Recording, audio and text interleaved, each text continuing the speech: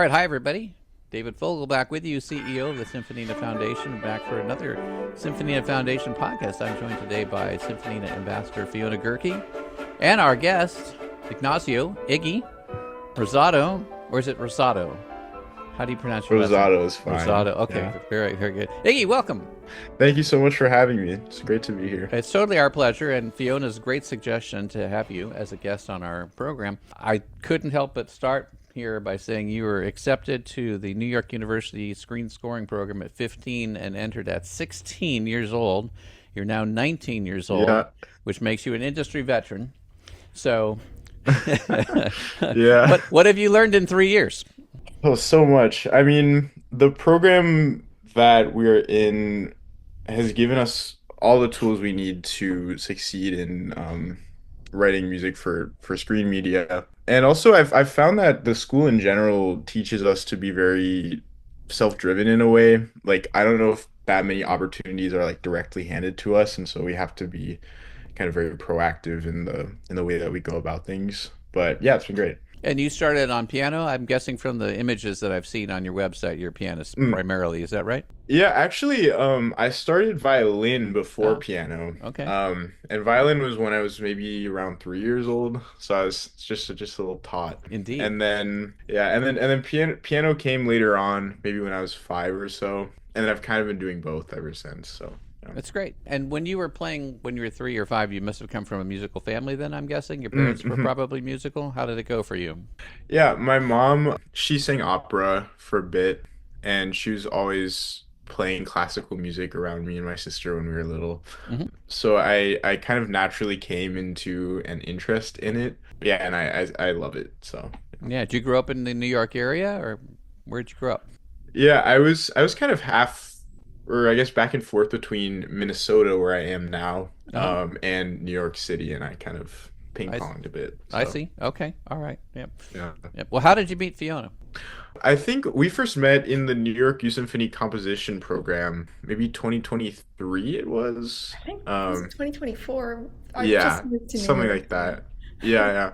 Yeah, so a couple years ago, and then we also just did a program with Golden Hornet in Austin, Texas. It was called Cinema Recomposed, and we were the first batch, so we were kind of like the guinea pigs. And yeah, we each got assigned like an old Fleischer cartoon, and then yeah, we got to write a score for a string quartet, and then that was played live by Invoke in Austin. So that was a Awesome. really cool Before I experience. go to Fiona and have her ask whatever questions she didn't ask you when you met that she wanted to, Mm-hmm. let's go back and tell everybody who Max Fleischer was. He was a cartoonist, I think, that was working in like the early 20th century, and I think there were brothers as well. Maybe I'm kind of rusty on my Okay. knowledge of the Fleischer cartoons. And in some ways a competitor to Walt Disney. Yeah. Hmm. Yes. I think did Betty Boop come out of That's a Fleischer? that's a great question. This is why we have the internet, so I'm going to look that up while we're while we're doing it. Let's see. I don't know if that's true. My daughter would know everything, and I think the answer is yes. But let's see. Yeah. Yes, Betty Boop and Grim Natwick designed her. Yes, right. Mm-hmm. But yes, obviously Disney got a lot more attention than Max Fleischer did in the Yeah. end for a variety of reasons. But it's wonderful that you had the opportunity to do some rescoring on a Max Fleischer cartoon from 1936. I had in my notes here. Somewhere in Yeah. Dreamland, right? Yeah, that's great. Yeah. It's like really cute film. Wonderful. Fiona, what questions did you want to ask Iggy that you didn't while you were there? Oh, well, there are a lot that I have in mind and that I could ask and I'm so interested about. But just regarding the Fleischer films, I actually did score a Betty Boop film, so yeah, definitely came from Fleischer. There you go. Nice. Okay, Yeah. good. About the film that you scored, Iggy, Somewhere in Dreamland. Yeah. How I'm always curious about other composers' processes, and especially in film composition. Was there any sort of like particular way that you went about trying to capture the idea of the film or its original time period or Mm. Yeah, so when I first took on the project, my idea was actually to write like as modern as possible without it being like too much. Just to kind of see how that would gel with Mhm. something that's so old. I mean but even so, like the film itself, it's very fresh and it's fun and it still resonates. Something about my film scoring process is that I like to do as much live as possible. So I have like alongside my violin, a viola and a cello at home. For that score, I actually just kind of sat down like in Logic and improvised like to a click while watching the film. And I think that actually helped lay like a good foundation of ideas that I could then like kind of toy with and refine and whatnot. So yeah, I think it was a really fun process, and in the end, I was actually really happy with how it turned out. So yeah. Is I it know you do a Fiona? lot of that. Before you go on, let me ask a quick question. There is it possible to see what you did live? Is it on YouTube? At the moment, no, but I Can we remedy that? will. Yes, I will. I will look into it. Yeah. Okay, I appreciate that. Fiona, back to you. Regarding your how you were talking about, layering yourself, playing Hmm. and testing out ideas. I know I've seen you do that a lot, which I think is really cool to have Hmm. these, different recordings of you and videos of you all layered over each other. Does that feature a lot in your composition process? And if so, how much of it like stays in the music? Mm. Yeah, I mean, I think my process kind of differs in between the different mediums that I work in. So, for example, if I'm doing an orchestral piece, I actually do like to work in Logic because I like to use aleatory sometimes, and so or extended techniques, and so I find that being able to work with the sounds like very directly in a DAW like helps me to, kind of hear things and piece them together. But then, yeah, I'll go between that and like Dorco, which is my notation software now, just a kind of mix of a lot of things, but always trying to keep things like malleable, I guess, or never trying to settle on a single idea. So, yeah. Speaking on different mediums, so I know obviously you're going to college for film music and you do a bunch of it, but I've also heard a good bit of your concert music as well, which is always a Mm. treat to get to hear. I assume that film music is probably the one that calls to you more, having gone to college for it. Is that not the case?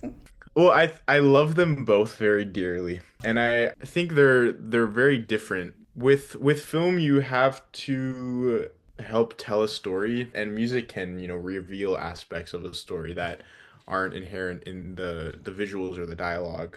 And so I think there's a really interesting art there. But I think concert music, I think it's probably where I have the most freedom to do my crazy ideas and kind of run wild and do interesting things. So, and I would say maybe I lean more towards concert music, but I am very interested in all sorts of things. So, yeah. Yeah, after you're done with college, are you thinking of leaning more into concert music then, or kind of just whatever comes your way? Honestly, I would say like whatever comes my way, I'm very open to all sorts of projects. If I resonate with something, I'll definitely go with it regardless of the kind of medium or art form, or kind of collaboration that it is. So yeah. How much time do you spend practicing violin, viola, cello, piano versus how much time do you spend, if I can use the word, practicing composition? Honestly, nowadays I don't really practice my instruments as much as I should. But actually when I am Iggy, playing, none of us do. It's true. None of us do. Go on. I definitely don't. yeah, yeah. Yeah.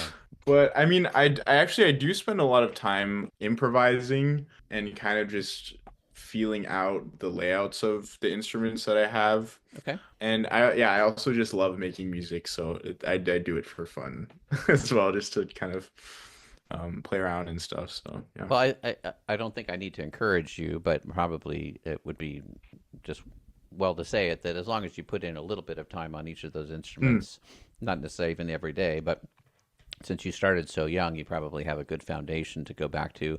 And if you ever want to yeah. get to a next level, you know what to practice, you know how to practice, you know how much to practice, how much not to practice, and I'm sure it'll serve you well. Well, I did have another question for you. You've had work performed by other orchestras, including Budapest Symphony Orchestra, which is different than the Budapest Scoring Orchestra. We've recorded a lot with Budapest Scoring Orchestra, but kind of similar setting. When you were doing that, did you travel to Budapest and were you present for the performance, or did you get to watch it live via Zoom? How did that go for you? No, that was actually we at school we have like readings that we do Oh, over Zoom. And so for our orchestration classes, we for our final project we get to write for orchestra. I think I've done now three orchestration classes. And so at the end of each one, I've done like just like a very short hmm. piece for orchestra. And yeah, I think those are always such amazing learning experiences. Time really flies during a reading. Almost everything that happens is valuable. So, yeah. I can totally attest to that. When we're recording symphoninas, 10-minute pieces, typically up to 12 minutes with Budapest scoring, we'll book 75 minutes of recording time, and it is gone in a blink of an eye. It just goes by Yeah. very, very quickly. So I know exactly what you mean. But what do you have planned for future orchestration projects? Then you had Mm, your Cambrian Explosion that was on your site, and people can look at that from 2024, which I encourage everybody mm. to do. What do you have going on now? Yeah, I am currently working on a chamber orchestra piece. So small strings, one of each wind. Hmm. So listeners can stay tuned for that one. I've also been kind of flirting with an idea of for an orchestral piece for like about a year now. It's called Magnify One, and I hopefully will be writing that this fall. So I'll maybe be able to share that What's it about? shortly as well. It's kind of like very structural. I've been very interested in structures and kind of more formal ways of organizing things.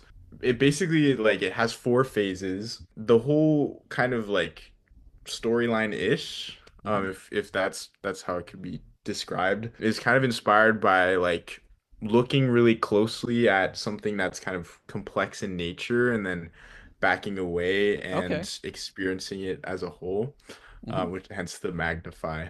Um, so yeah. It's interesting. And when do you finish school? Fiona was saying you still have some Mm. ways to go. Yeah, I'll be a senior in the fall, final year, the home stretch. And then yeah, I'm planning on doing more school after. So Yeah. Do yeah. you know where you want to go? I'm still figuring that out. I think it's also partly about location. I really love New York City, deciding whether I should venture out or not. So I got yeah. you. Okay. All right. Fiona, what else do you have to ask Iggy before we let him go? I suppose to put you under a microscope, like Magnify Mm. One.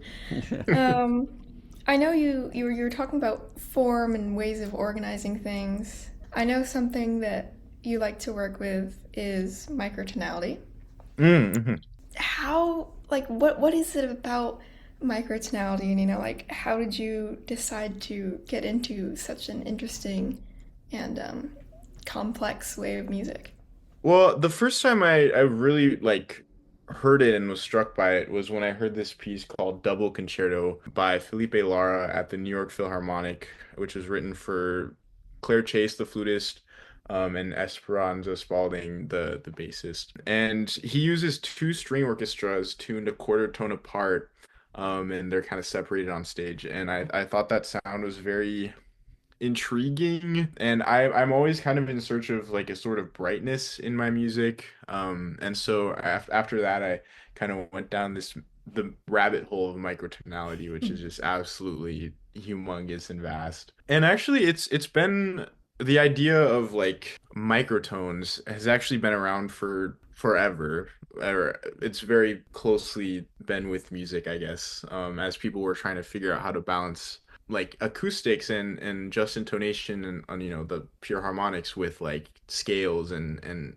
how do you fit all of that into like a system of music where you can also maybe be chromatic later on. That being said, I am still in search of this brightness, and actually right now I'm doing kind of like a little series of videos where I write like very small pieces, just exploring various tuning systems. I recently got a Lumatone, which is like this isomorphic keyboard with hexagons and ton of keys that you can map all sorts of systems onto it, which is supported by a YoungArts grant. And I've been using that to kind of explore things. So yeah, it's very, very exciting stuff to me.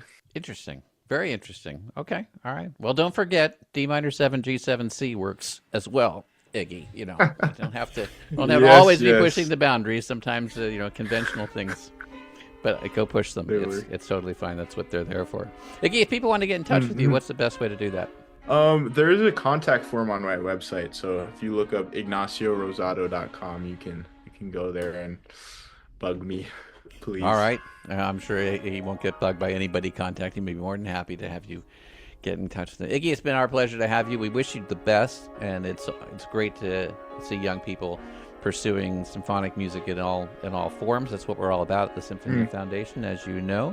We're going to listen to some more of your music on the way out here. Fiona, thank you so much for joining us and suggesting that Iggy join us today. And Iggy, if there's anything that we can do at the Symphonina Foundation to be of help to you, you just let us know. Will do. Thanks so much for having me.